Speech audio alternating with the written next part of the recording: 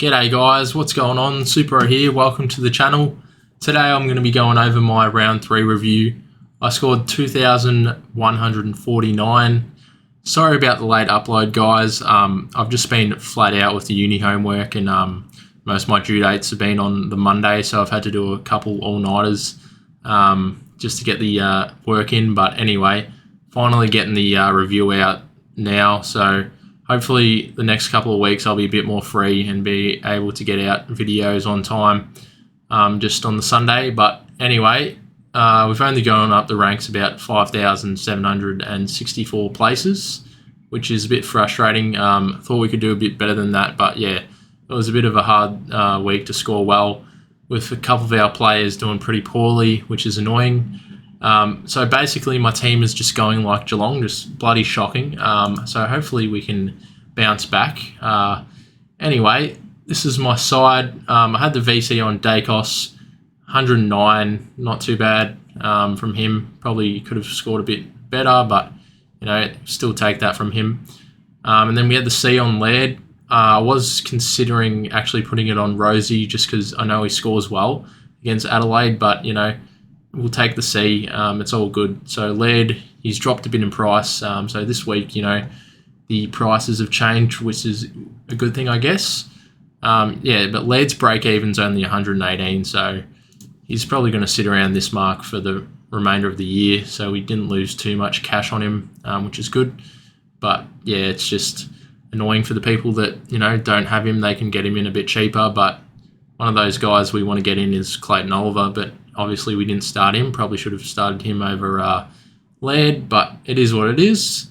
You know, the real concern of my side was, well, firstly, I accidentally put the E, emergency, on Hopper instead of Baker, so I couldn't actually loophole his score into my team, which was a bit frustrating. Luckily, Mackenzie actually scored all right, so wasn't too salty about that, but was a bit salty watching the live scores. I couldn't get Baker onto my field, so I did actually have Gilden up in the midfield, and then I played Chandler on the field. That was my idea, not to actually take any of the midfielders on the bench, like their score, because Baker was scoring pretty bad, I believe, the past couple of games. I think he only scored in the 50s. Oh, yeah. So, yeah, I didn't have the logic to actually put the E on him. I thought I'd be better off just fielding Mackenzie. But, yeah, he really came out and scored well, so that's great. So, a bit of cash flow now in Baker, so that's good.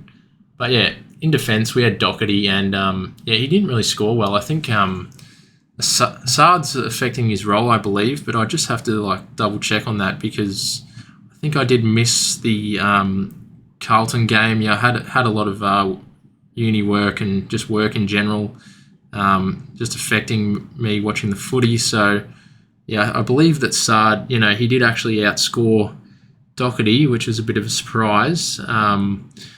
But yeah, it's a bit frustrating. And then, you know, Dacos, 109, went over him, which was good. And then Jinby, 104, great stuff from him. He's going to be an absolute cash cow. Most people have him, so that's pretty great. Negative 38 break even, going to go up a fair bit in price. Might just want to keep holding on to him until the mid-season or like the buys come up, I'd suggest, because he should just score well and, you know, make us a fair bit of money. And then Jones got 68, which is all right. Thought he was going to get a 40, so he did bounce back a fair bit in the last quarter, which was good. McKenna was a bit average, but yeah, it's still going to make us a fair bit of money. I think my issue is just in defence. You know, I've got all these about, 3 poor scores. They're not the worst, but, you know, the rest of the team can score at least 80. I've just got these 3 guys who average around like 70 or, you know, 60 or whatever, but Jones is, I don't know, we're just going to have to hold on to him. I was thinking about getting him to Bose, but I can't afford that. I think I'm like 2K off that, so probably won't do it anyway because Bose hasn't been great. And yeah, I just don't understand with the Cats. Like, they should just play their premiership side instead of putting these new guys in like Bruin and Henry and Bose. They just haven't been great. Kind of affected our structure a bit, but, you know, the thought was we'd add in these new guys and get better, but that didn't happen, and it is what it is. But Constable didn't play, which was good because we wanted to get Wilmot's score, which we got. He got 69, which was good. Some cash to be made from him as well. He's probably one of the guys I might flick out of my side when I start trading, but I probably won't be trading this week. But yeah, we'll get into that later. And then Cowan got 51, which is all right. He's just not going to get much of the ball, but that's all right. He's got a negative break even, a little bit of cash he can make, so that's good. And then Bontempelli, 89. He was on like 89 at half time, or maybe even quarter time, I believe. He was set for a massive score, but then I don't know what happened to him. I think it was clangers or something, but, really frustrating. Hopefully, he does have Richmond this week, so that could be a good VC option. And then Cornelio, another one of those guys, I think he scored pretty well on Dream Team, I believe, but I'd have to just double check that. Yeah, I know he got like a fair bit of the ball. I think he got like 29. He got 29 touches and only scored 58. He must have just had the worst disposal efficiency or something, but really annoying. And yeah, when Kelly comes back, it just haunts me. He scores like a 148, and Cornelio only gets 58. Is really frustrating. That's why you got to hold your premiums, I'd say. But yeah, it's just frustrating. We didn't think Kelly was going to come back. A week later. I don't know why I keep getting emails. Anyway, Tom Green, he was a right mid, I guess, but would have thought he would score a bit better as well. They've got Eston, so hopefully they can really bounce back, these guys from the Giants. And Goulden got an 85. It's a bit of a concern, I guess, but he should be a keeper in the forward line, but I'm kind of questioning that now. Give him a couple more games, see how he goes, but probably won't be trading him out anytime soon. And Setterfield only scored 82. I think he was on about 40 until like the third quarter or something, and then he just bounced back a fair bit, which was good because, Essendon were playing shocking. But yeah, he bounced back, so still a fair bit of cash to be made with him. Probably not a long-term hold. Probably have to get rid of him in the next couple of weeks. Once his break-even comes up a bit higher, we'll probably get rid of him, but, we'll just have to wait and see with him. He has had some great scores, and he has great CBA's attendances, I believe. Pretty sure he's got the highest average. Yeah, he's got 78% average in the middle for the season, so that's higher than all the other Essendon players. So it's a good sign. But yeah, we'll probably just have to watch him.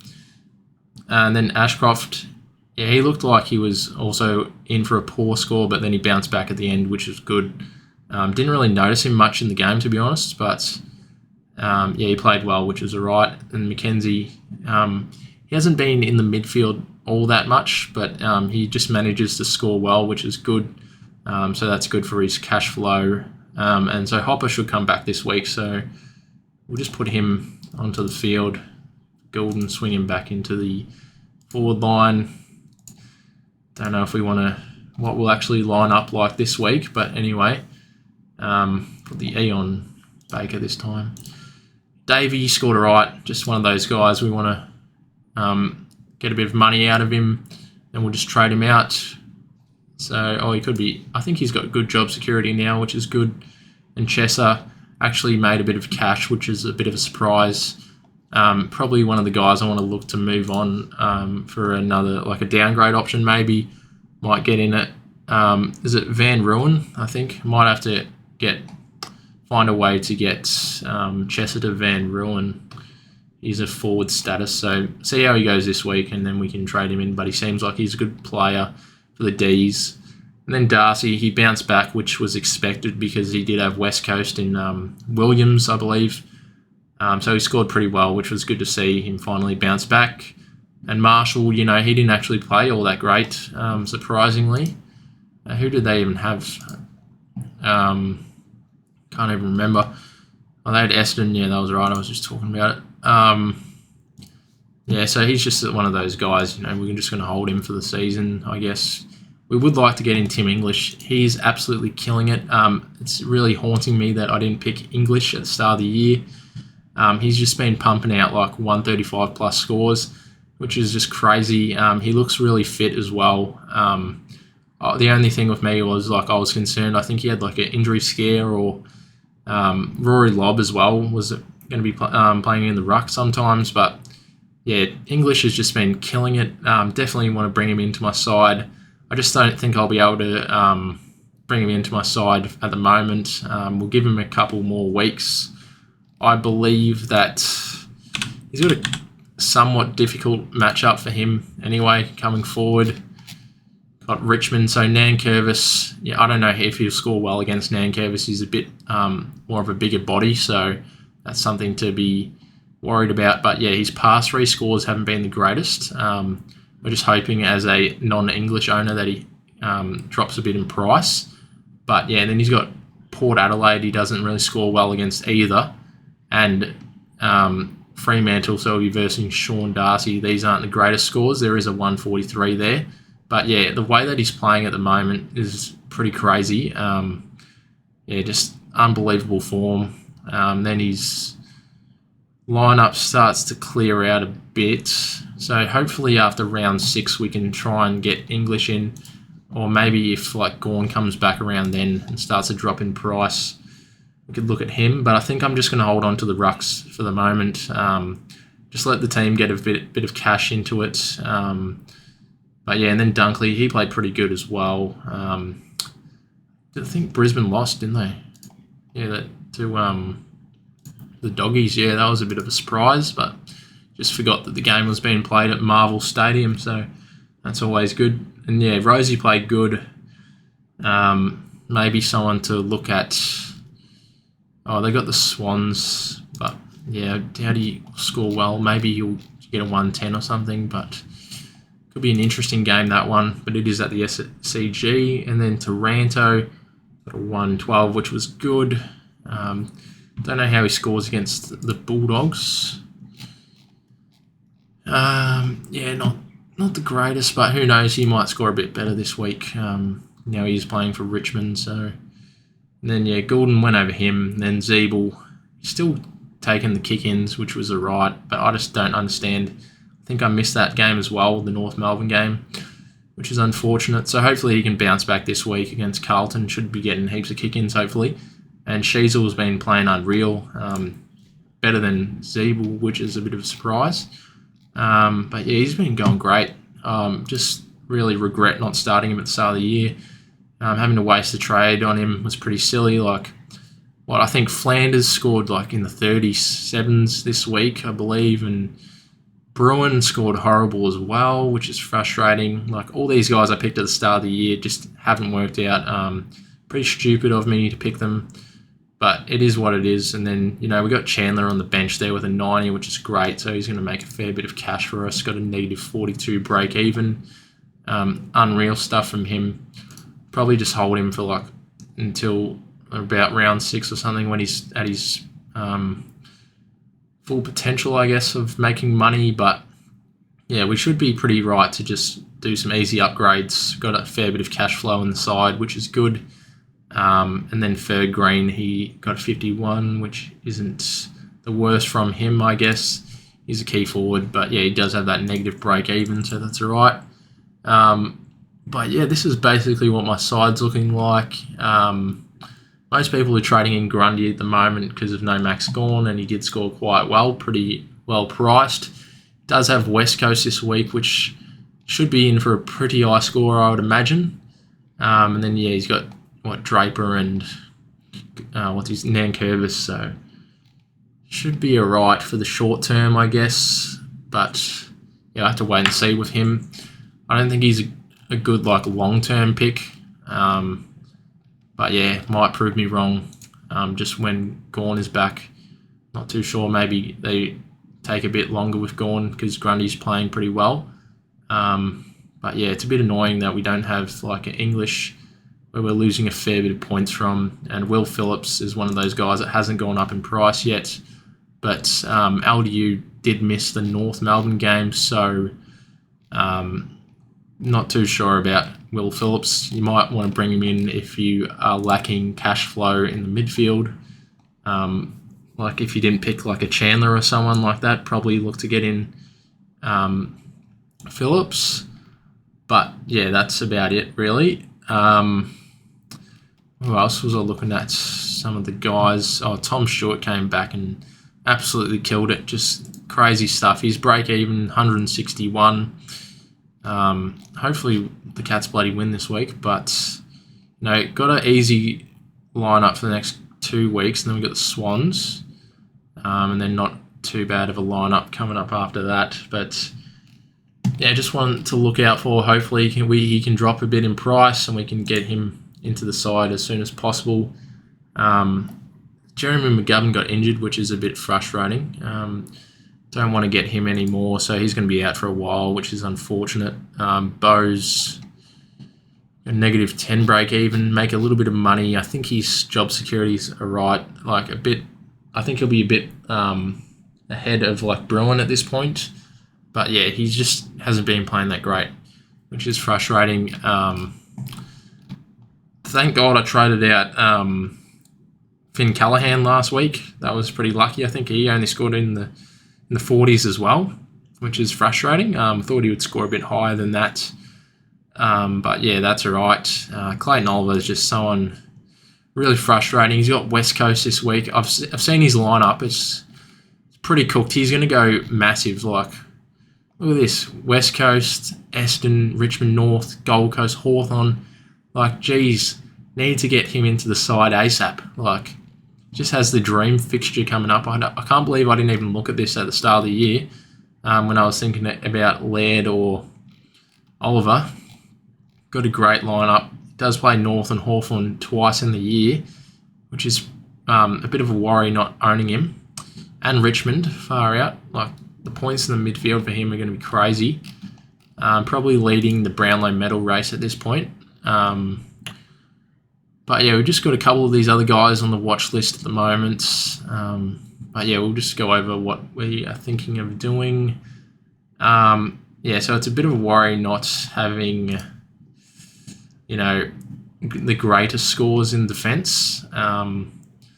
Need to probably upgrade defence sooner than later. As much as we want to get Clayton Oliver into the side, I think we're going to have to get another premium in defence as soon as we can, or like a mid-tier player. Maybe if Ali Chio is coming back soon, we could look at him, but no sign of him returning anytime soon. I think he might be coming back next week, but he was meant to be coming back this week and he didn't, I don't think. Anyway, I don't think he did.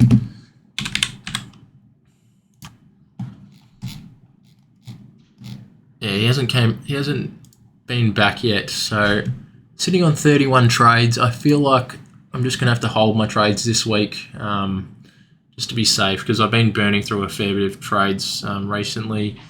Chandler on the bench is a bit of a question mark, as they do have West Coast, so he might score pretty well against them. Maybe we want to try and field him somehow.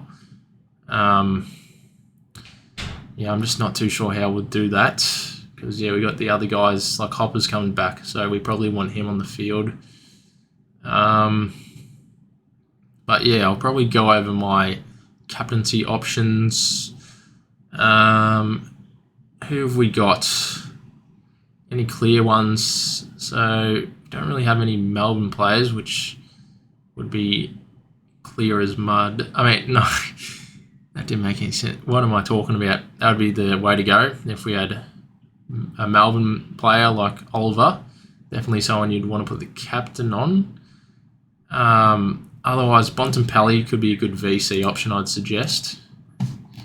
What's his past scores? Not the greatest, but still, I think he'll do pretty well against Richmond in the midfield. Yeah, Jaden Short's not coming back for a while. I don't think he's playing midfield anyway, but that's something. And yeah, who else is there really? I'd have to just think about it. Sean Darcy against Rob, probably not ideal. Doesn't have the greatest scores there. Laird, he might be the option. Still, history isn't the greatest for him either. But yeah, just not too sure. Maybe we go like a Josh Dunkley or someone as a VC option, or a Nick Dacos. But yeah, it's a bit hard to tell this week. Marshall's got Wits. That'll be a hard matchup. Might have to go something left of field. But yeah, maybe we'll just go with VC on Laird into Bontempelli. I'll probably do it. Maybe Cogs actually might be an option. Hopefully he can bounce back. He's got a 154 there a couple years ago, but it'd be interesting. Tom Green. But yeah, anyway, hopefully you guys are going well. I'm getting absolutely schooled in the league, which is a bit annoying. So, got done this. Oh no, I got the job done actually. That was a bit of a surprise. But yeah, everyone else is getting me in the other leagues, which is frustrating. But hopefully you guys are going well, going better than I am, and everyone can push up the ranks this week. But yeah, thanks so much for watching, guys, and see you later.